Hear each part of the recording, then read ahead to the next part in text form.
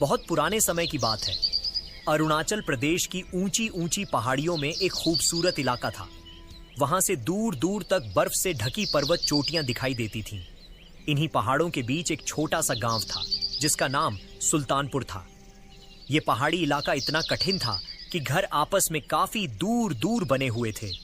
पूरे गांव में मुश्किल से 40 घर ही थे। इस गांव में रघु नाम का एक नाई रहता था।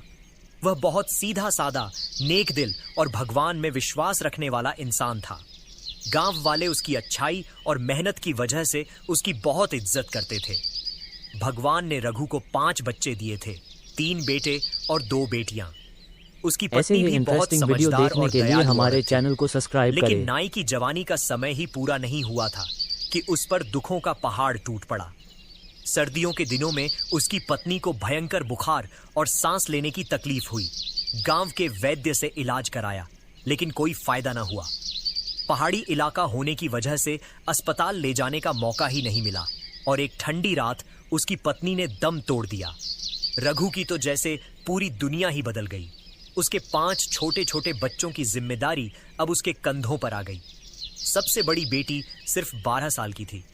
अब नाई को घर के काम भी खुद करने पड़ते और बाहर जाकर मेहनत करके पैसा भी कमाना पड़ता।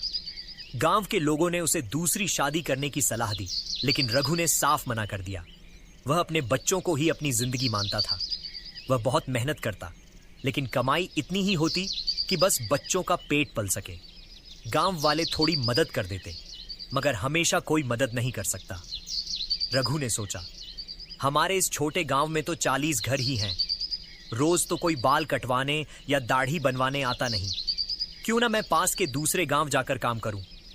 उसके गांव से करीब 6 मील दूर एक और गांव था जो पहाड़ से नीचे उतर कर आता था। वहां पहुंचने के लिए उसे हर दिन सुबह जल्दी उठना पड़ता। बच्चों को खाना खिलाकर पड़ोसियों से उन्हें संभालने की गुजारिश करता और फिर सामान का थैला लेकर निकल पड़ता। रास्ता आसान नहीं था। पहले उसे पहाड़ी पगडंडी से उतरना पड़ता, फिर एक छोटी सी नदी पार करनी होती और उसके बाद 2 मील लंबा जंगल पार करके ही वह दूसरे गांव पहुंच पाता। धीरे धीरे उसे इस रास्ते की आदत हो गई। दूसरे गांव में काम करने से उसकी आर्थिक स्थिति भी सुधरने लगी। अब उसे यह सिलसिला करते हुए पूरे 5 महीने हो चुके थे।